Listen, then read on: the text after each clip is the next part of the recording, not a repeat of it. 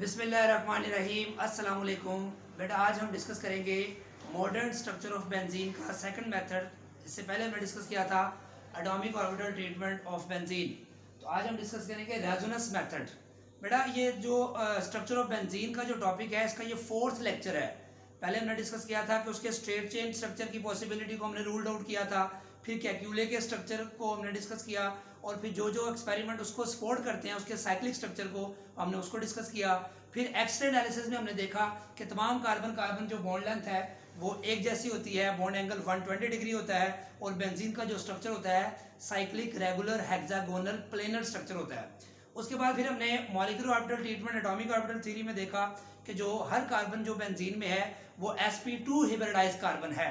जैसे कि आप यहाँ भी देख सकते हैं each carbon in benzene is sp2 हिब्रिडाइज्ड। जब हर कार्बन बेंजीन में sp2 हिब्रिडाइज्ड है तो इसका मतलब ये हुआ कि उसके जो तीन sp2 हिब्रिडाइज्ड ऑर्बिटल हैं वो तीन सिग्मा बॉन्ड बनाएंगे, क्योंकि हिब्रिडाइज्ड ऑर्बिटल हमेशा सिग्मा बॉन्ड बनाता है।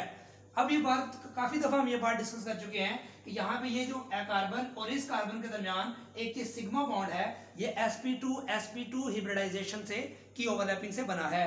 इस तरह इस कार्बन के साथ जो बॉन्ड बना है ये भी सिग्मा बॉन्ड है और ये भी किससे बना है, sp2 हिब्रिडाइज्ड ओवरलैपिंग ऑर्बिटल से। इस तरह यहाँ पे जो कार्बन के पास sp2 तीसरा था वो हाइड्रोजन के साथ सिग्मा बॉन्ड बनाता है, हाइड्रोजन के s ऑर्बिटल के साथ, तो वो ओवरलैपिंग होती है sp2s ऑर्बिटल ओवरलैप होती है। अब ये तीन सिग्मा बॉन्ड पहले भी हम तफसील से डिस्कस कर चुके हैं, अब इस पे हम डिस्कस नहीं करेंगे। एटॉमिक ऑर्बिटल ट्रीटमेंट में हमने बड़ी तफसील से इसको डिस्कस किया है। आज हम सिर्फ डिस्कस करेंगे कि जो अनहिब्रिडाइज्ड sp2 का मतलब है कार्बन की, जब हमने एक्साइटेड स्टेट डिस्कस की थी तो उसमें px py और pz तीनों में एक एक इलेक्ट्रॉन था। जो दो px और py तो आपने देखा था कि sp2 हिब्रिडाइजेशन में शामिल हो जाते हैं, जबकि जो 2pz ऑर्बिटल है वो हिब्रिडाइजेशन में पार्टिसिपेट नहीं करता, उसको हम कहते हैं अनहिब्रिडाइज्ड ऑर्बिटल। मैंने यहाँ पे लिखा ही वही है, क्योंकि बेंजीन में आपको पता है हाई डिग्री ऑफ अनसैचुरेशन है, उसमें पाई बॉन्ड्स की एग्जिस्टेंस के हमारे पास जो है एविडेंसेस मौजूद हैं। जैसे मैंने पढ़ा था कि बेंजीन में 3 मोल ऑफ हाइड्रोजन ऐड होते हैं, इसका मतलब उसमें 3 पाई बॉन्ड की पॉसिबिलिटी एग्जिस्ट करती है। उसमें 3 क्लोरीन के मॉलिक्यूल ऐड होते हैं, इसका मतलब यही है कि उसमें 3 पाई बॉन्ड्स की पॉसिबिलिटी एग्जिस्ट करती है। तो पाई बॉन्ड की पॉसिबिलिटी के एग्जिस्ट करने का ये मतलब है कि पाई बॉन्ड जो है वो कैसे बनेगा। आपको पता है कार्बन कार्बन के दरमियान पाई बॉन्ड जो बनता है हमने डिस्कस किया था कि ये कार्बन है और ये कार्बन, अगर इसके पास कोई अनहिब्रिडाइज्ड ऑर्बिटल है तो आपको पता है ये पैरेलल ओवरलैपिंग करते हैं। दो किस्म की ओवरलैपिंग होती है, एक लीनियर ओवरलैपिंग जिससे सिग्मा बॉन्ड बनता है, एक पैरेलल ओवरलैपिंग होती है जिससे पाई बॉन्ड बनता है। तो ये पैरेलल ओवरलैपिंग से कार्बन कार्बन के दरमियान जो है वो एक सिंगल बॉन्ड पहले से बना होगा और ये पाई बॉन्ड बन जाता है। इस पाई बॉन्ड को हमने क्या कहा था कि ये जो पाई बॉन्ड है ये फिक्स है, लोकलाइज्ड है। ये पाई इलेक्ट्रॉन पेयर इन दोनों कार्बन के पास रहता है, ये कहीं और मूवमेंट नहीं करता। वो पाई इलेक्ट्रॉन्स जो एक जगह पे फिक्स हो जाए उसको हम बोलते हैं लोकलाइज्ड पाई इलेक्ट्रॉन्स, और वो पाई इलेक्ट्रॉन जिसमें मूवमेंट हो रही हो उसको हम क्या बोलेंगे, डीलोकलाइज्ड पाई इलेक्ट्रॉन। ये कंसेप्ट हमने पिछले लेक्चर में भी डिस्कस किया था। आज हम डिस्कस कर रहे हैं कि हमारे पास जो, उसमें भी हमने ये बात भी डिस्कस की थी, आपको याद होगा कि अनहिब्रिडाइज्ड ऑर्बिटल ए भी अनहिब्रिडाइज्ड ऑर्बिटल है। मैंने आपके सामने आप देखें तो बेंजीन का जो प्लेनर 6 मेंबर्ड रिंग कार्बन का है सिग्मा बॉन्ड फॉर्मेशन के साथ, उसको ड्रॉ किया है, आप देख सकते हैं। उसके बाद अनहिब्रिडाइज्ड ऑर्बिटल को मैंने रेड कलर से शो किया हुआ है। अब आपको बताना ये मकसद है कि इस कार्बन के ऊपर भी अनहिब्रिडाइज्ड ऑर्बिटल है, अनहिब्रिडाइज्ड सारे ऑर्बिटल मौजूद है। अब ये अनहिब्रिडाइज्ड ऑर्बिटल आपको बाहर ऐसा लग रहा है कि ये ऊपर है, ये नीचे है, ये ऊपर है, इससे ऊपर है, लेकिन एक्चुअली ऐसा मैंने बताया था आपको लास्ट टाइम भी, ऐसा नहीं है। ये एक ही प्लेन में है, क्योंकि प्लेनर है ना, कार्बन की ऐसी शीट है, उसके अगर ये कॉर्नर वाला कार्बन है तो ये कार्बन 1 है, इसका पी ऑर्बिटल ऐसे है, तो ये कार्बन 2 है, तो ये बेसिकली ये आपको ऐसे दिखाई दे रहा है ना स्ट्रक्चर की सीटिंग, बेसिकली ऐसे कर ले इसको, तो ये पी ऑर्बिटल है, ये पी ऑर्बिटल बेसिकली इधर है। इसी तरह जो ये इधर है पी ऑर्बिटल सेकंड वाला, इस तरह 6 वाला जो पी ऑर्बिटल है ये इधर है, यानी कि ये 1 कार्बन, यहाँ पे 2 वाला, यहाँ पे 6 वाला उसकी बिल्कुल प्लेन में है, 1 ये 6 और ये 2, इस तरह 2 के साथ बिल्कुल 3 है, इस तरह 6 के साथ बिल्कुल 5 है, इधर बिल्कुल 4 है, 3 के साथ बिल्कुल 4 है, तो ये एक प्लेन में है, इन 6 p ऑर्बिटल्स को ऐसे समझे जैसे 6 पिलर्स होते हैं किसी बिल्डिंग के। अगर 6 पिलर्स हैं तो वो 6 पिलर एक ही प्लेन में, एक ही डायरेक्शन में पैरेलल होते हैं एक दूसरे के। जब पिलर आप देखते हैं ना, एक पिलर किसी बिल्डिंग के नीचे ये है, एक दूसरा है, ये तीसरा है, ये चौथा है। इस बात को आप ऐसे भी समझ सकते हैं कि इस कार्बन के पास, ये 4 कार्बन है, इसके पास 4 अनहाइब्रिडाइज्ड ऑर्बिटल हैं, तो ये सारे एक प्लेन में है। आप ऐसे ही समझे कि ये भी 6 ऑर्बिटल एक ही प्लेन में है, लेकिन ये जो प्लेनर, जो साइक्लिक स्ट्रक्चर में आ जाते हैं, ये लीनियर स्ट्रक्चर में आते हैं। लेकिन बात दोनों में सेम क्या है कि p ऑर्बिटल एक ही प्लेन में है। और फिर पाई बॉन्ड किससे बनता है, आपको पता है, p ऑर्बिटल की पैरेलल ओवरलैपिंग से, ये मैं आपको बता चुका हूं। अब हम सपोज करते हैं कि इस p ऑर्बिटल की ओवरलैपिंग इस p ऑर्बिटल से हो। इस कार्बन को आप देखें, इनको मैंने नंबरिंग की है 1 2 3 4 5। बेंजीन अगर सिंगल मॉलिक्यूल है, कोई सब्स्टिट्यूशन उस पर नहीं है, तो नंबरिंग करने की जरूरत नहीं होती, ना ही हम करते हैं। लेकिन सिर्फ यहाँ पे नंबरिंग करने का मकसद सिर्फ आपको समझाना है, ओवरलैपिंग का कंसेप्ट समझाना है कि ये p ऑर्बिटल 1 कार्बन वाला 2 कार्बन पर के साथ ओवरलैपिंग अगर करता है, फर्ज करें बेटा, अगर ये p ऑर्बिटल और ये अगर हम पहले सपोज करते हैं कि अगर ये p ऑर्बिटल 1 वाला इसके साथ इस तरह ओवरलैपिंग करता है, तो ये पाई बॉन्ड 1 2 ओवरलैपिंग से बनेगा। इस पाई बॉन्ड को ये मैंने ग्रीन कलर से शो कर दिया। अच्छा, दूसरा पाई बॉन्ड हम कहते हैं 3 4, यानी कि ये 2 वाला इधर मिल गया, तो ये पॉसिबिलिटी है कि जब ये इससे मिले तो एक पाई बॉन्ड बेटा ये वाला बन गया 3 4 ओवरलैपिंग से। तीसरी पॉसिबिलिटी, तीसरा जो है, फिर ये इससे मिल जाए, तो आपके सामने देखें ये वाला स्ट्रक्चर 3 डबल बॉन्ड्स के साथ बन जाएगा। नजर आ रहा है आपको, ये 1 2 ओवरलैपिंग से पाई बॉन्ड यहां बना, 3 4 से यहां बना, और 5 6 से यहां बना। अब ये एक कैक्यूले का स्ट्रक्चर जो है वो डेवलप हो चुका है, जिसमें 3 डबल बॉन्ड्स हैं, अल्टरनेट 3 सिंगल बॉन्ड्स के, जहां डबल बॉन्ड किस पोजीशन पे है, 1 2 3 4 और 5 6। ये सपोज कर रहे हैं हम आपको समझाने के लिए।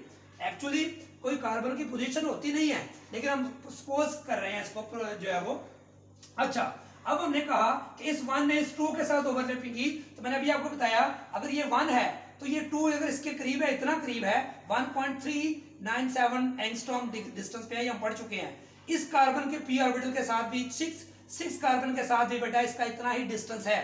तो इसका मतलब ये हुआ कि अगर इसने इधर ओवरलैपिंग की है 1 2 ने, तो ये 1 जो हमारे पास दूसरा जो स्ट्रक्चर हो सकता है वो ये जैसे इसने इसके साथ ओवरलैपिंग की है, तो हमारे पास ये जो है 1 6 के साथ भी कर सकता है। फिर ये 2 ने इधर की है, तो ये 2 वाला इधर वाले के साथ क्यों नहीं कर सकता? तो हम कहते हैं क्योंकि सारों का डिस्टेंस इक्वल है। जैसे यहाँ 1 ने 2 के साथ की है, तो 1 6 के साथ भी तो कर सकता है ना। इस तरह 6 ने 5 के साथ की है, तो 5 वाला 4 के साथ भी कर सकता है, 2 वाला 3 के साथ भी कर सकता है। तो अगर इनकी पॉसिबिलिटीज को देखें, अब ये मैंने पहले बता दी है क्योंकि ये हम आपको समझ आ चुकी है बात कि एक स्ट्रक्चर हम बना चुके हैं। ये क्या है? पॉसिबिलिटी है, ये पॉसिबिलिटी है, रेजोनेंस पॉसिबिलिटीज को कहते हैं। देखिए जरा, अब मैंने क्या कहा, 1 6 से करे, अब ये इससे करे अगर, और ये 2 3 से करे, और 5 4 से करे, इसका भी डिस्टेंस चूंकि इक्वल है तो सारी पॉसिबिलिटीज एग्जिस्ट कर सकती हैं। जैसे मैं ये कहूं कि ये वाला p ऑर्बिटल इस p ऑर्बिटल से ओवरलैपिंग करे, तो यहां पे पाई बॉन्ड बन जाएगा।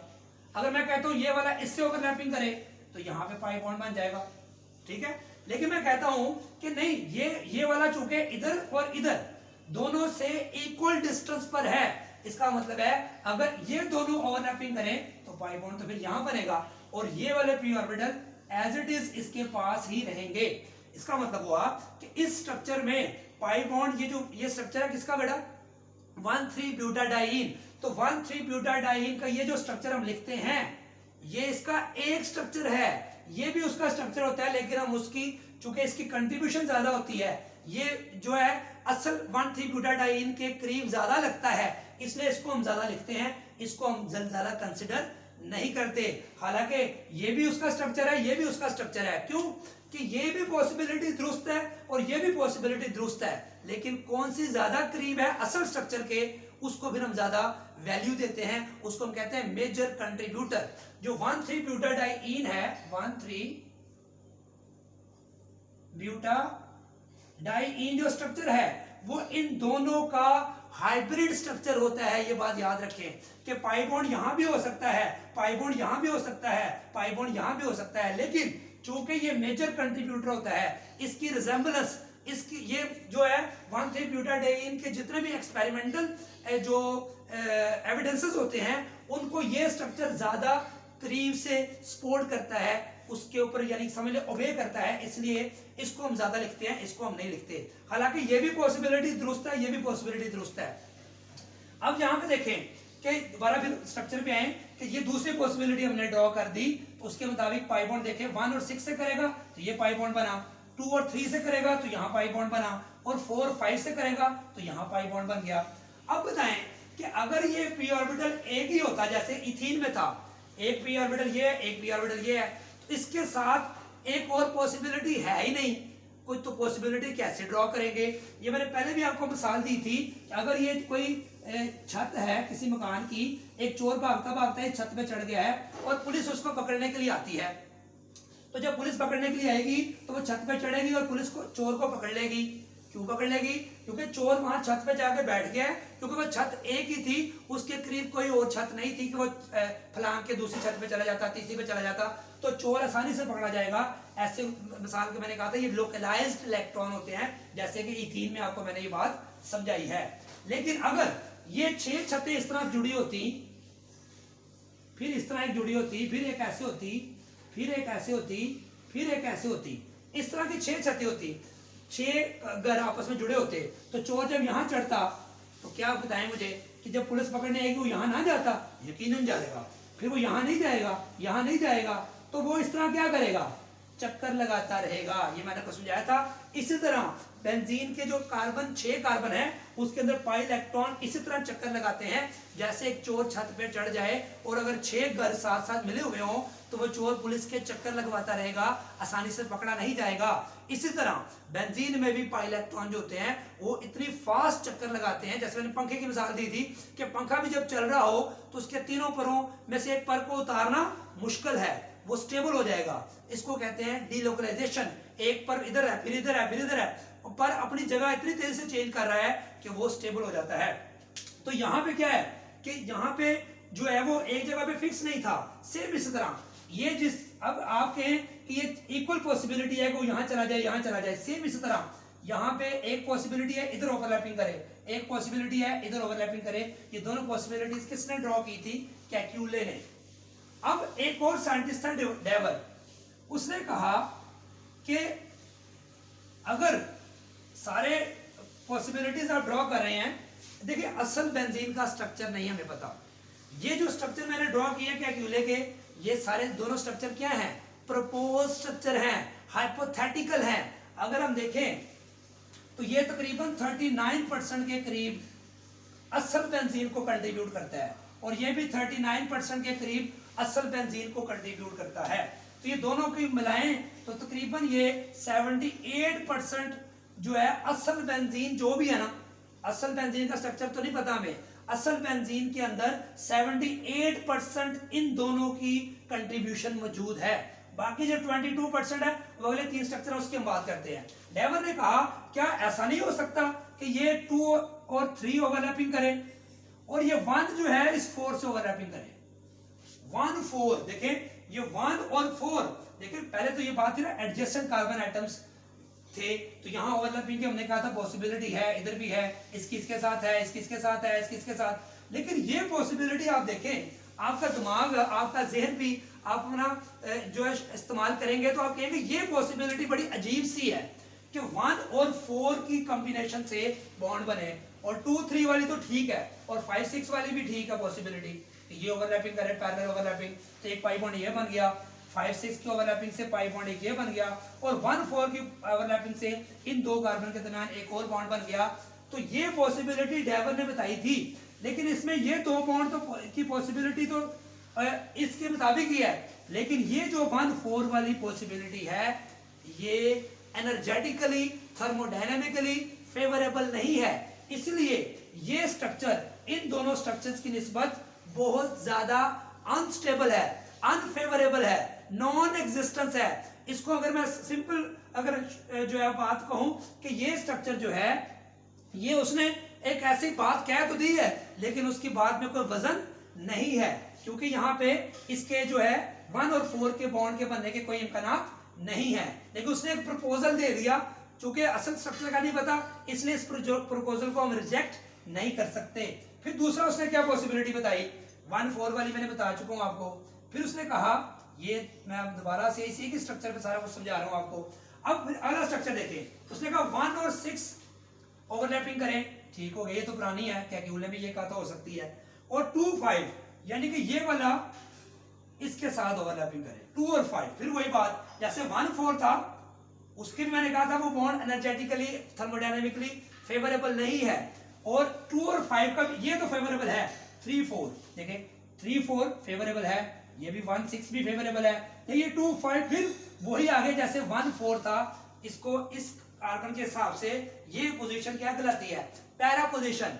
कोई भी कार्बन बेंजीन का ले लें आप, उसके ऑपोजिट कोई भी पोजीशन होगी वो पैरा पोजीशन कहलाएगी। इसकी पैरा ये बनती है, इसकी पैरा ये बनती है, इसकी पैरा ये बनती है। इसलिए 2-5 वाला और 1-5-4 वाले बॉन्ड्स को हम कहते हैं पैरा बॉन्ड्स। क्या बोलते हैं, पैरा बॉन्ड्स। और ये स्ट्रक्चर को क्या बना देते हैं, अनस्टेबल बना देते हैं। क्या बना देते हैं, अनस्टेबल, अनफेवरेबल कह सकते हैं। सेम इस तरह इसकी पॉसिबिलिटी एक और देखें, ये देखो 2-5 का बॉन्ड यहाँ पे शो किया हुआ है। अब फिर इस पॉसिबिलिटी को हम रिमूव कर देते हैं कि एक और पॉसिबिलिटी हो सकती है, वो क्या है देखते हैं।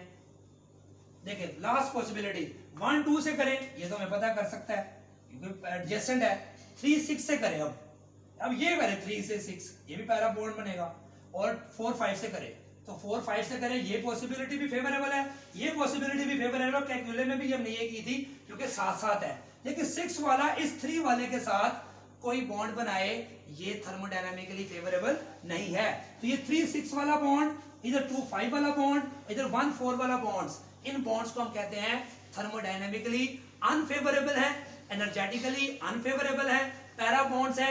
इस वजह से ये तीनों स्ट्रक्चर बेंजीन में लेस कंट्रीब्यूट करते हैं। इसलिए ये तकरीबन हर स्ट्रक्चर 7% या 7.3% के करीब कंट्रीब्यूट करता है। 7.3%, 7.3%, 7.3% के करीब।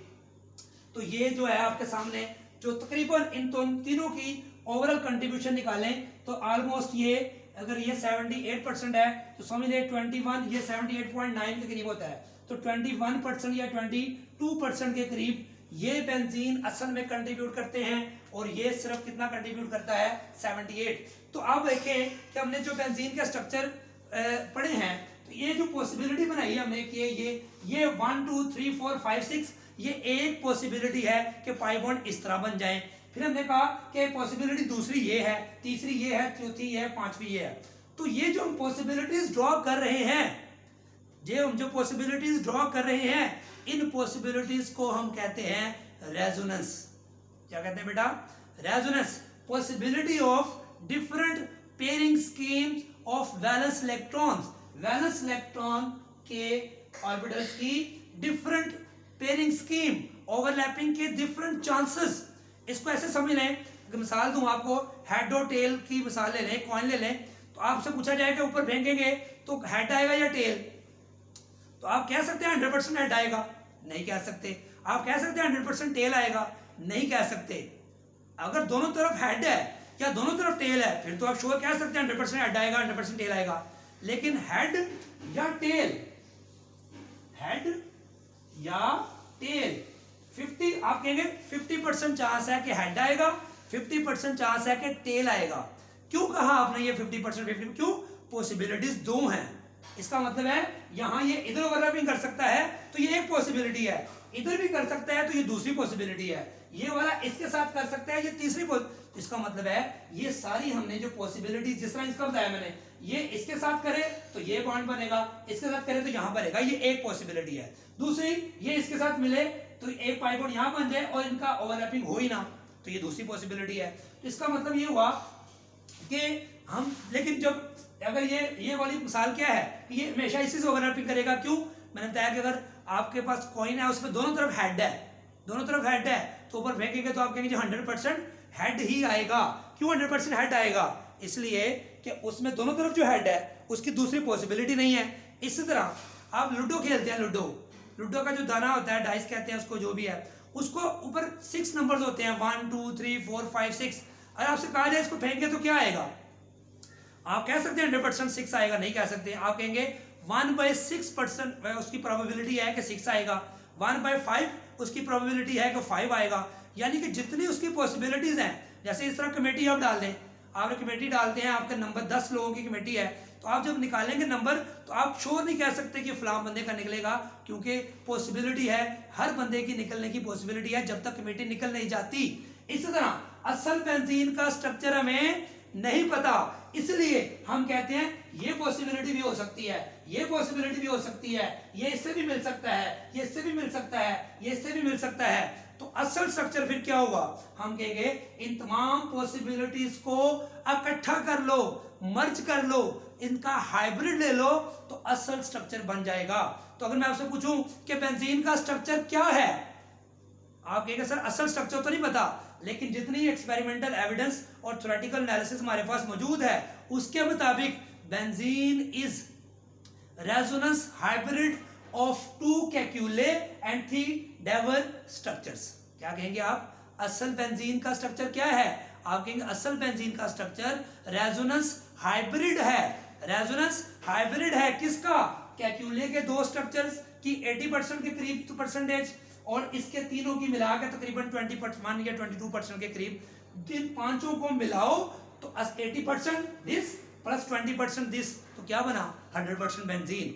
चूंकि ये मेजर कंट्रीब्यूटर है, इनको देखो, असल बेंजीन 100% है, उसमें 40% 39% ये कंट्रीब्यूट करता है, 39% ये करता है, 7% ये, 7% ये, 7% ये, तो ये सारे क्या कहलाएंगे? Contributing structures. क्या कहलाएंगे? कंट्री। जिस तरह ये 2 स्ट्रक्चर मैंने बनाए 1,3 ब्यूटाडाइन के, तो असल स्ट्रक्चर का नहीं पता हमें, असल स्ट्रक्चर में ये मेजर कंट्रीब्यूट करता है सपोज 70%, और ये सपोज कर ले 30%, तो एक मेजर है और एक माइनर। तो असल 1,3 ब्यूटाडाइन रेजोनेंस हाइब्रिड होगा इन दोनों स्ट्रक्चर्स का। तो ये बात क्लियर हो गई कि जो असल बेंजीन है, इसमें चूंकि ये मेजर कंट्रीब्यूटर ये है, इसलिए जब भी हम रिएक्शंस की बात करते हैं, हम कैक्यूले के 2 स्ट्रक्चर्स को ड्रॉ करते हैं, या इस स्ट्रक्चर को ड्रॉ करते हैं या इसको करते हैं, क्योंकि ये मेजरली कंट्रीब्यूट करता है बेंजीन के साथ। ये थर्मोडायनामिकली स्टेबल बॉन्ड्स नहीं है, इसमें 2 1 4, इसमें 3 6 और 2 5। एक तो ये रेजोनेंस का कंसेप्ट क्या है? पॉसिबिलिटीज है। जब पाई बॉन्ड एक जगह से एक जगह बन रहा है और दूसरी जगह बनने के चांस भी हों, तो फिर आप कहें कि सिर्फ इधर ही बॉन्ड बनेगा, ये बात गलत होगी। जिस तरह हेड भी आ सकता है और टेल भी आ सकता है, तो आपसे पूछा जाए क्या आएगा आने से पहले, टॉस करने से पहले, तो आप श्योर 100% नहीं कह सकते कि ये हमेशा हेड ही आएगा या हमेशा टेल ही आएगा। ये कब हो सकता है?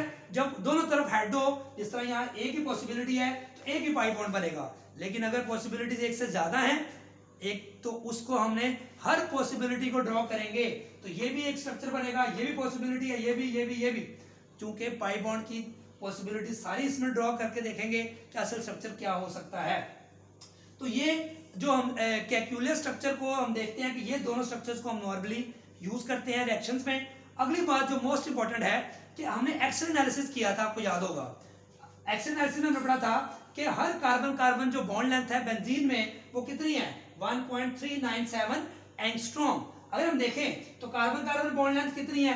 1.54। अगर अल्केन्स की बात करें, अल्कीन्स में कितनी है? 1.34 एंगस्ट्रॉम। और अगर हम कार्बन ट्रिपल बॉन्ड कार्बन की बात करें तो बॉन्ड लेंथ कितनी है? 1.20 एंगस्ट्रॉम। लेकिन बेंजीन में कितनी है?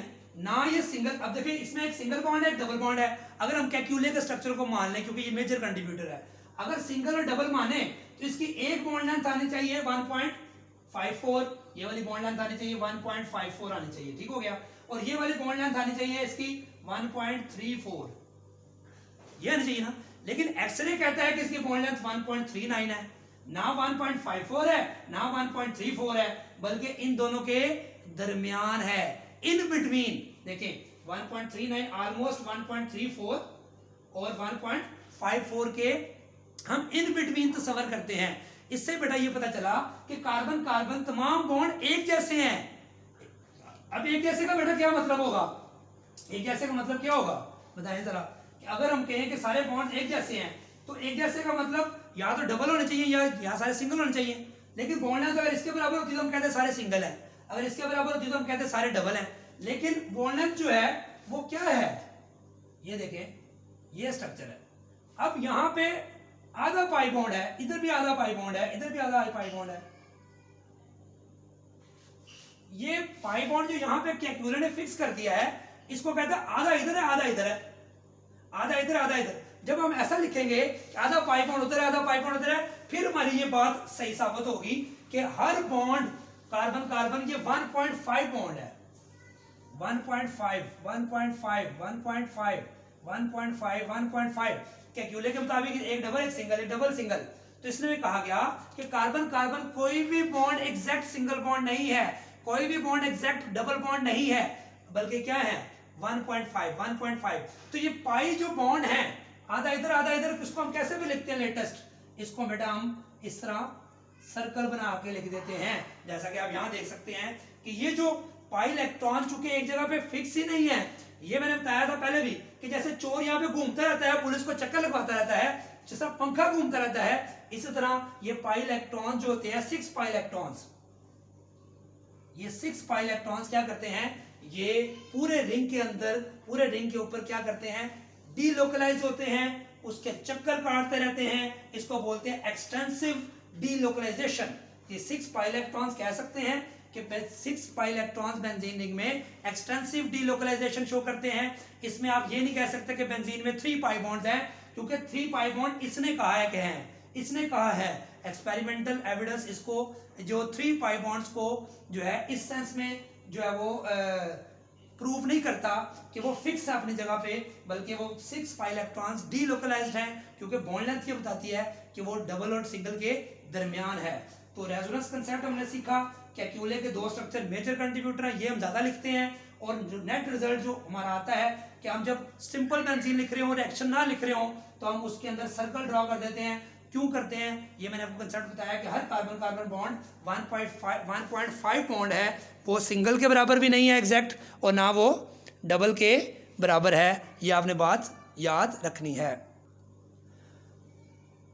अब बेटा ये जितना टॉपिक था बुक में मैंने उतना करवा दिया, लेकिन ये रेजोनेंस का जो कंसेप्ट है ये आगे यूज होना है, उसके लिए थोड़ा सा जो बच्चे समझते हैं कि आगे वाला उन्होंने ये समझा, वो यहाँ तक लेक्चर कंप्लीट हो गया हमारा। लेकिन रेजोनेंस सिर्फ बेंजीन में हमने पढ़ी है, लेकिन आगे जाके हम यूज करेंगे उसके स्ट्रक्चर मजीद कैसे हम बना सकते हैं। तो आपने याद रखना है, एक तो ये मैं बता चुका हूँ कि ये भी बॉन्ड बन सकता है, ये भी मैंने इसकी मिसाल उसके साथ रिलेट करके बता दी।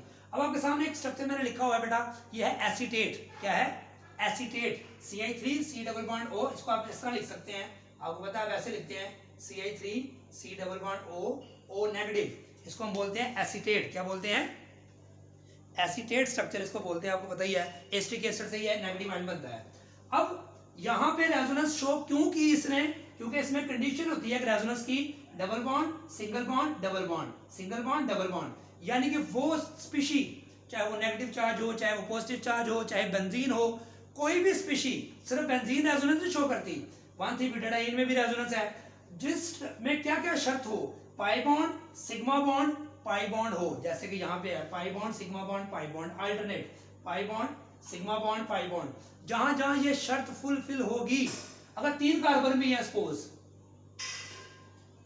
एक ये है एक ये है एक ये है, तो इसमें भी रेजोनेंस हो सकती है। अगर पाई बॉन्ड सिग्मा बॉन्ड तो साथ क्या हो, पी ऑर्बिटल, यहाँ पे अगर फर्ज करो पी ऑर्बिटल है, ये इस पे यह पॉजिटिव चार्ज पहले इस कार्बन पे है, तो pi bond sigma bond pi bond हो alternate, pi bond sigma bond P orbital हो, pi bond sigma bond positive या नेगेटिव चार्ज हो, pi bond sigma bond lone pair हो।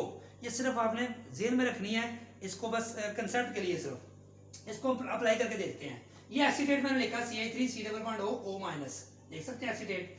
अब इस एसीटेट में ये कार्बन आपको पता है sp2 हाइब्रिडाइज्ड है, ठीक हो गया। अब ये पाई बॉन्ड है, ये पाई बॉन्ड है, ये सिग्मा बॉन्ड है, सिग्मा बॉन्ड है, और ये नेगेटिव चार्ज पाई बॉन्ड सिग्मा बॉन्ड और साथ ही क्या नेगेटिव चार्ज। जब जब ये कंडीशन फुलफिल होगी, पाई बॉन्ड सिग्मा बॉन्ड अगले एटम पे नेगेटिव चार्ज, पाई बॉन्ड सिग्मा बॉन्ड अगले एटम पे पॉजिटिव चार्ज, अगर ये हो तो याद रखें उसमें रेजोनेंस होगी। अब वो रेजोनेंस होने का मतलब क्या है कि उसमें पाई बॉन्ड एक से ज्यादा जगह बन सकता है।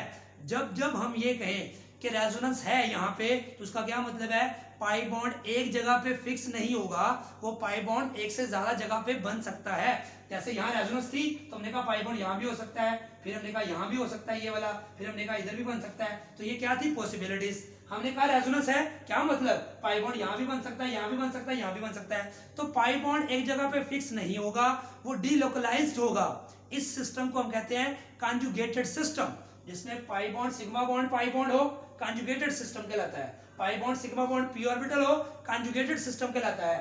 Pi bond sigma bond positive या नेगेटिव चार्ज हो, कॉन्जुगेटेड सिस्टम कहलाता है। Pi bond sigma bond lone pair भी हो, तब भी वो कॉन्जुगेटेड सिस्टम कहलाता है। उनमें पॉसिबिलिटी एक से कॉन्जुगेट, जहां कॉन्जुगेशन होगी, जहां रेजोनेंस होगी, तो रेजोनेंस का क्या मतलब है, उनके पी ऑर्बिटल एक ही प्लेन में भी हैं और एक दूसरे से इक्वल डिस्टेंस पे भी हैं और एक से ज्यादा जगह पे पाई बॉन्ड बन सकता है। इसको ऐसे समझे आप, ये Si3C के साथ ये कार्बन sp2 हाइब्रिडाइज्ड है, इसका कार्बन ये और ये सिग्मा बॉन्ड मैंने बना दिया है, पाई बॉन्ड मैं कहता हूं अभी बनना है।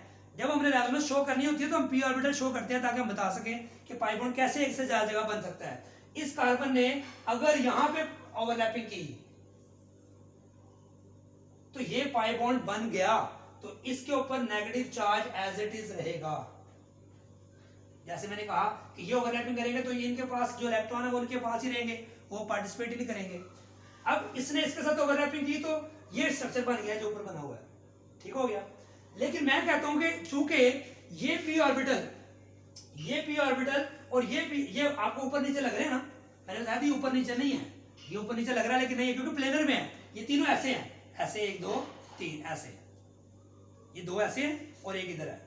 तो क्योंकि ये प्लेन में है, प्लेन का मतलब जितना डिस्टेंस इसका उतना है उतना ही इधर भी है। जैसे जितना डिस्टेंस यहाँ इधर था उतना ही इधर था, हमने कहा इधर भी बन सकता है, इधर भी बन सकता है। सेम इसका भी हमने ये कहा कि ये जितना ये इससे फासले पे है उतना ही इससे भी उतने ही फासले पे है, तो इधर भी बॉन्ड बन सकता है, इधर भी बन सकता है। सेम अगर इसने इसके साथ बनाया तो पाई बॉन्ड यहाँ पे बन जाएगा। लेकिन मैं कहता हूँ नहीं, रेजोनेंस तो इसमें है, इसका मतलब है ये इससे अगर ना करे, अगर ये इससे ओवरलैपिंग नहीं करता तो फिर किससे करेगा, इधर से कर सकता है। मैं कहता हूं इधर किया है इसने। जब ये इधर पाई बॉन्ड बेटा बनाएगा तो फिर पाई बॉन्ड देखिए इधर आ गया, फिर ये नेगेटिव यहां के बजाय वो नेगेटिव यहां शिफ्ट हो गया। गौर करें जरा, यानी कि जो ऑर्बिटल ओवरलैपिंग में पार्टिसिपेट कर लेगा उसमें फिर नेगेटिव तो नहीं आ सकता ना, क्योंकि उसकी वैलेंसी पूरी होगी। देखिए इसके कारण ऑक्सीजन की 2 वैलेंसी होती है, पूरी है, इधर ऑक्सीजन की 2 वैलेंसी पूरी है। जो हम ऑक्सीजन की सिंगल वैलेंसी शो करेंगे उसके ऊपर नेगेटिव चार्ज आएगा। जैसे कि यहाँ पे नेगेटिव इधर भी आ सकता है, इधर भी, ये नेगेटिव इधर भी है, नेगेटिव इधर आ गया इस स्ट्रक्चर में। तो ये दोनों स्ट्रक्चर एसीटेट के कंट्रीब्यूटिंग स्ट्रक्चर हैं, रेजोनेंस स्ट्रक्चर हैं। अगर मैं आपसे कहूं कि इसका रिजल्टिंग हाइब्रिड क्या होगा, अगर मैं इससे आपसे कहूं कि इसका हाइब्रिड बनाएं तो आप बेटा ऐसे बनाएंगे, ये दोनों ऑक्सीजन आ गए, दोनों के साथ डबल बॉन्ड नहीं बनाएंगे, आप ऐसे बनाएंगे। क्या मतलब, इस स्ट्रक्चर के मुताबिक पाई बॉन्ड एक तरफ है, इस स्ट्रक्चर के मुताबिक पाई बॉन्ड इस ऑक्सीजन के साथ है। इसका मतलब है 50% ये है, 50% एसीटेट ये है, 50% एसीटेट का ये स्ट्रक्चर है, 50% एसीटेट का ये स्ट्रक्चर है। इस स्ट्रक्चर में एक तरफ पाई बॉन्ड है, इस स्ट्रक्चर में दूसरी तरफ पाई बॉन्ड है। इसका मतलब है जैसे यहां पे हमने कहा था 50% इधर है 50% इधर है, तो हमने पाई बॉन्ड को डिवाइड कर दिया था आधा आधा। तो असल स्ट्रक्चर ये होगा जिसमें पार्शियल नेगेटिव इसके ऊपर भी आएगा और पार्शियल नेगेटिव इसके ऊपर भी आएगा। लेकिन जब आप एक स्ट्रक्चर ड्रॉ करेंगे तो डबल बॉन्ड एक पे लगाएंगे, दूसरे पे फुल नेगेटिव, इधर भी डबल बॉन्ड एक पे लगाया, दूसरे पे फुल नेगेटिव। लेकिन जब उस पॉसिबिलिटी को इकट्ठा करेंगे तो ये स्ट्रक्चर बनेगा। जैसे ये अलग स्ट्रक्चर बनाते हैं आप, तो इसका पाई बॉन्ड इधर ही शो करते हैं, इधर ही शो करते हैं, इसका फिर इधर शो करते हैं। लेकिन एक्चुअली हमने कहा था ये ऐसे होता है, सर्कल में इलेक्ट्रॉन मूव कर रहे होते हैं। सेम इसी तरह एसीटेट का ये एक्चुअल स्ट्रक्चर हो सकता है, लेकिन ये उसका रेजोनेंस स्ट्रक्चर है। ये भी क्या है, रेजोनेंस स्ट्रक्चर। तो रेजोनेंस स्ट्रक्चर जो भी हम ड्रॉ करते हैं ये पॉसिबिलिटीज होती हैं, असल स्ट्रक्चर नहीं होता। असल स्ट्रक्चर में ये कंट्रीब्यूट करते हैं, ये 50% करता है और ये भी 50% करता है। इसका मतलब असल स्ट्रक्चर जो होगा उसमें यहाँ भी पार्शियल नेगेटिव, यहाँ भी पार्शियल नेगेटिव। अगर उसका कोई एक स्ट्रक्चर स्टडी करें तो वो ये होगा। सेम इसी तरह असल स्ट्रक्चर बेंजीन का ऐसे होता होगा, लेकिन जब हम रिएक्शन स्टडी करते हैं तो हम पाई बॉन्ड एक जगह पे फिक्स करके 3 पाई बॉन्ड शो करते हैं। लेकिन एक्चुअल बेंजीन में हम ये कह ही नहीं सकते कि उसके अंदर 3 पाई बॉन्ड है, क्योंकि 3 पाई बॉन्ड बनते हैं इन दोनों स्ट्रक्चर की एवरेज के मुताबिक। लेकिन डाइवर की जो 20% है अगर उसको भी शामिल कर लें तो इसकी परसेंटेज जो है जो पाई बॉन्ड की वो कम हो जाती है। इसलिए हम कहते हैं कि ये स्ट्रक्चर एक्चुअल है लेकिन लिखते हम ये हैं। इस एक्चुअल स्ट्रक्चर इसका ये है लेकिन लिखते हम एसीटेट को ऐसे हैं। तो acetate ion is resonance stabilised, acetate ion is resonance stabilised, क्योंकि रेजोनेंस की कंडीशन क्या है, pi bond sigma bond negative charge हो तब भी रेजोनेंस हो सकती है, pi bond sigma bond P orbital हो तब भी रेजोनेंस हो सकती है। तो ये स्ट्रक्चर आपने बेटा याद रखने हैं, ये मोस्ट इंपॉर्टेंट कंसेप्ट है जो आगे यूज होना है। अब आगे इसी चैप्टर में आगे जाके हमने एक और स्ट्रक्चर यूज करना है, ये है फिनोल। ये क्या बेटा, फिनोल। आप देख सकते हैं कि ये बेंजीन में हमने पढ़ा है तीन पाई बॉन्ड यहाँ मौजूद हैं फिनोल में। अब यहाँ पे ये लोन पेयर है जो ऑक्सीजन के पास है, तो इसको भी बेटा ऐसे समझिए आप कि ये जो 6 कार्बन के जो एटम है इसके अंदर ये जो 6 पी ऑर्बिटल है ये एक प्लेन में है, तो ये जो बाहर ऑक्सीजन का जो लोन पेयर है वो भी लोन पेयर है, वो जिस पी ऑर्बिटल में है वो भी क्या है, वो भी इसी कार्बन के साथ एक ही प्लेन में है। अगर मैं इसका स्ट्रक्चर ड्रॉ करूं, ये एक कार्बन का प्लेन, ये दूसरा, ये तीसरा, ये चौथा, ये पांचवा और ये छठा, ये समझ मैंने 6 दोबारा ये वाले बना दिए हैं। अब ये जो बेंजीन का रिंग है जो हम बनाते हैं, जो मैंने कई दफा बनाया हुआ है, अब ये OH इधर लगा हुआ है, समझ लीजिए ये OH है। इसका जो पी ऑर्बिटल है, ये जो पी ऑर्बिटल मैंने बड़ा थोड़ा बना दिया है, ये भी जितना ये इधर ओवरलैपिंग कर सकता है, इधर कर सकता है, उतना ये इधर भी कर सकता है। तो ये भी पॉसिबिलिटी जब आ गई तो हम उस पॉसिबिलिटी को भी ड्रॉ करेंगे। तो इस पॉसिबिलिटी को ड्रॉ करने के लिए हम क्या करते हैं फिर कि ये पी ऑर्बिटल, यहाँ जो पी ऑर्बिटल है इसके साथ अगर ओवरलैपिंग करे तो पाई बॉन्ड यहाँ भी बन सकता है, क्योंकि ये रेजोनेंस की कंडीशन को फुलफिल कर रहा है। कैसे, पाई bond sigma bond lone pair, पाई bond sigma bond lone pair. तो लोन पेयर को आप समझे नेगेटिव चार्ज जैसे होता था वैसे ही करेंगे। लेकिन अब हम स्ट्रक्चर कैसे बनाएंगे, जब भी इसका मैं आपसे कहूं रेजोनेंस स्ट्रक्चर ड्रॉ करें, तो जैसे ये जो लोन पेयर है ये नेगेटिव, ये यहाँ पे पाई बॉन्ड बन के यहाँ शिफ्ट हो जाएगा। जब ये लोन पेयर बेटा इधर शिफ्ट होगा, ये पाई बॉन्ड के इस कार्बन के 5 बॉन्ड हो जाएंगे जो कि नहीं हो सकते। इस पाई बॉन्ड को फिर आप यहाँ पे नेगेटिव चार्ज शिफ्ट कर देंगे। देखें, आप देख सकते हैं कि मैंने क्या किया, ये लोन पेयर, ये एक बार याद करेंगे आपको हमेशा याद रहेगा, ये लोन पेयर यहाँ शिफ्ट करना है तो कार्बन ऑक्सीजन के दरमियान क्या बन जाएगा, डबल बॉन्ड बन जाएगा। डबल बॉन्ड बना तो इस कार्बन के देखें 1 2 3 4, ठीक है, और इधर अगर ये बॉन्ड इधर लगा रहता, इधर ये बॉन्ड मैं लिखा रहूं तो ये 5 बॉन्ड हो जाएंगे जो कि मुमकिन नहीं है। जब मुमकिन नहीं है तो मैं क्या किया, इस पाई बॉन्ड को मैंने ऊपर शिफ्ट कर दिया। ये जो नेगेटिव चार्ज आपको नजर आ रहा है, ये पाई बॉन्ड अपनी जगह पर एज इट इज मौजूद हैं। तो रेजोनेंस फिनोल का स्ट्रक्चर कैसे ड्रॉ करेंगे, ये लोन पे इधर शिफ्ट करना है, ऑक्सीजन कार्बन के दरमियान डबल बॉन्ड, और ये बॉन्ड आगे शिफ्ट कर देना, नेगेटिव चार्ज बन जाएगा।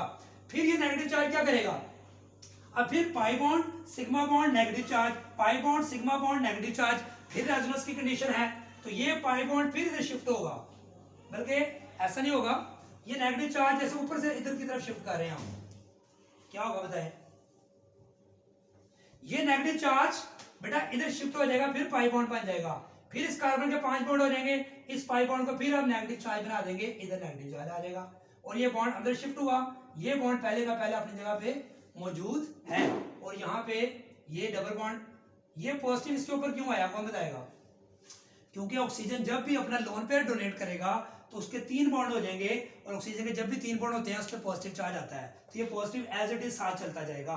फिर ये नेगेटिव आ गया बेटा, ये नेगेटिव फिर पाई बॉन्ड बन जाएगा, और ये पाई बॉन्ड फिर नेगेटिव चार्ज बन जाएगा, तो यहाँ पे नेगेटिव चार्ज आ जाएगा, ये पाई बॉन्ड इधर शिफ्ट हुआ, ये पाई बॉन्ड पहले का था, तो ये डबल बॉन्ड ऊपर चूंकि साथ वैसे ही आ रहा है, ये आप ऐसे ही ड्रॉ कर सकते हैं। तो ये स्ट्रक्चर जो हमने ड्रॉ किए सारे क्या हैं, रेजोनेंस स्ट्रक्चर्स ऑफ फिनोल।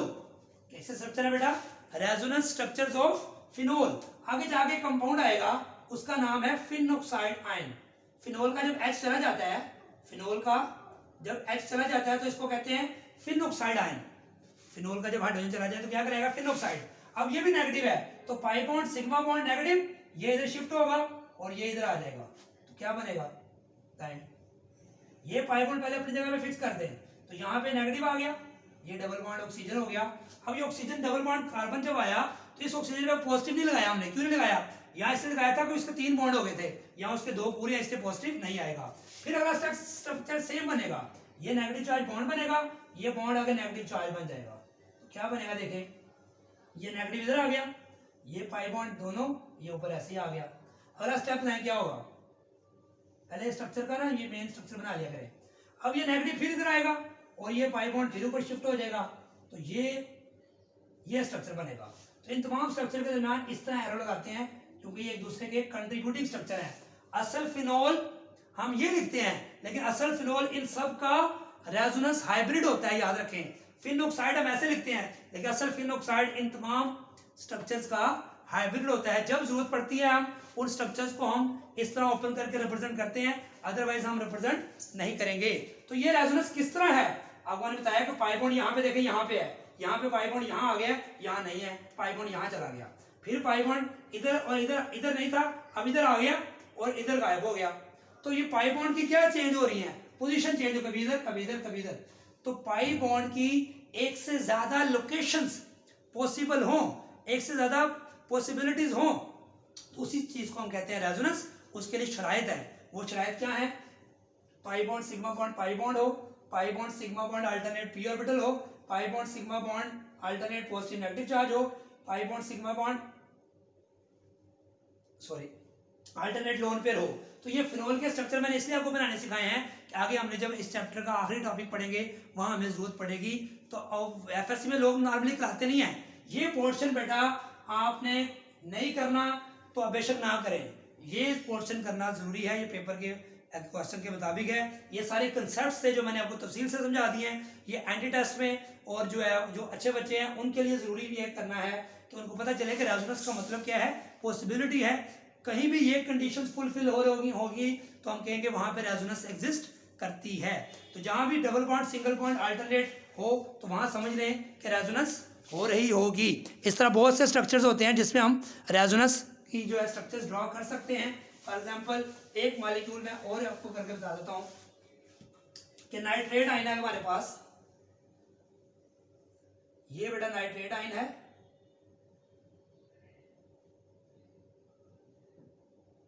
ये पॉजिटिव है, ठीक हो गया, ये O होता है नाइट। इसमें हम देख सकते हैं बेटा, इसको हम इसके स्ट्रक्चर्स कैसे बना सकते हैं। ये बेटा नाइट्रो ग्रुप है, ये बेंजीन के साथ जो लगाते हैं आप, ये आप कहते हैं नाइट्रो बेंजीन, इसको भी हम आगे यूज करेंगे। नाइट्रो बेंजीन में देखिए ये पॉजिटिव है, ये डबल बॉन्ड, जैसे एसीटेट में कहा था double bond single bond negative charge, double bond single bond negative charge. यहाँ नाइट्रोजन में पॉजिटिव क्यों आया है, क्योंकि नाइट्रोजन के 4 बॉन्ड है, 1 2 3 4, नाइट्रोजन की वैलेंसी 3 होती है, जब वो चौथा बॉन्ड बनाया तो उसमें पॉजिटिव चार्ज आता है, ये याद रखनी है आपने बात। अब आगे देखें कि ये डबल बॉन्ड सिंगल, अब ये क्या करेंगे, ये नेगेटिव चार्ज यहाँ शिफ्ट करेंगे और ये यहाँ पे शिफ्ट करेंगे, तो ये स्ट्रक्चर बनेगा नाइट्रोजन। ये डबल की जगह क्या हो गया सिंगल, और ये डबल की जगह, ये सिंगल की जगह डबल हो गया। अब नेगेटिव यहाँ पे शिफ्ट हो गया, पहले नेगेटिव इधर था इस ऑक्सीजन पे, जैसे यहाँ पे एसीटेट में मैंने बताया था नेगेटिव इधर था, फिर नेगेटिव इस कार्बन पे ऑक्सीजन पे आ गया। अगर ये दोनों एक दूसरे के कंट्रीब्यूटिंग स्ट्रक्चर है, इसका जो हाइब्रिड फिर कैसे बनाएंगे, मैंने बताया था आपको N पॉजिटिव, यहाँ पे सिंगल बॉन्ड, यहाँ पे सिंगल बॉन्ड, आधा पाई बॉन्ड इधर, आधा पाई बॉन्ड इधर, पार्शियल नेगेटिव इधर, पार्शियल नेगेटिव इधर। This is the actual structure जो कि इन दोनों का क्या होगा, हाइब्रिड होगा, 50% ये 50% ये। तो इसका मतलब ये हुआ कि ऑक्सीजन पे पार्शियल नेगेटिव इधर भी होगा, पार्शियल नेगेटिव इधर भी होगा। लेकिन जब भी हम स्ट्रक्चर ड्रॉ करते हैं तो हम इसमें से या ये ड्रॉ करते हैं या ये ड्रॉ करते हैं। तो ये बेटा हमारा सिंपल सा कंसेप्ट था resonance method, most important concept है। जितनी भी हम एक्टिविटी आगे डिस्कस करेंगे वो सारी इस पे बेस करेगी रेजोनेंस कंसेप्ट के ऊपर, कि जो है बॉन्ड की शिफ्टिंग कैसे होती है। ये स्ट्रक्चर आपने याद रखने हैं। ये सिंपल था लेकिन ये थोड़ा एडवांस है, ये मैंने एडवांस इसलिए करवाया कि अच्छे बच्चों के लिए ज़रूरत होती है कि वो कंसेप्ट भी क्लियर करें, नहीं तो लोग उसको कहते हैं डायरेक्ट याद कर लें। लेकिन मैंने आपको तफसील से कंसेप्ट समझाया है कि लोन पेयर को आगे शिफ्ट करना है, पाई बॉन्ड को आगे, फिर नेगेटिव चार्ज पाई बॉन्ड बन जाएगा, ये बॉन्ड आगे नेगेटिव चार्ज, फिर ये नेगेटिव चार्ज बॉन्ड बन जाएगा, ये आगे शिफ्ट हो जाएगा। तो ये सारा कंसेप्ट आपने याद रखना है, दुआओं में याद रखें। अगर चैनल को सब्सक्राइब नहीं किया तो सब्सक्राइब करें, अपने फ्रेंड्स में शेयर करें और कमेंट्स ज़रूर दीजिएगा। अल्लाह हाफिज़।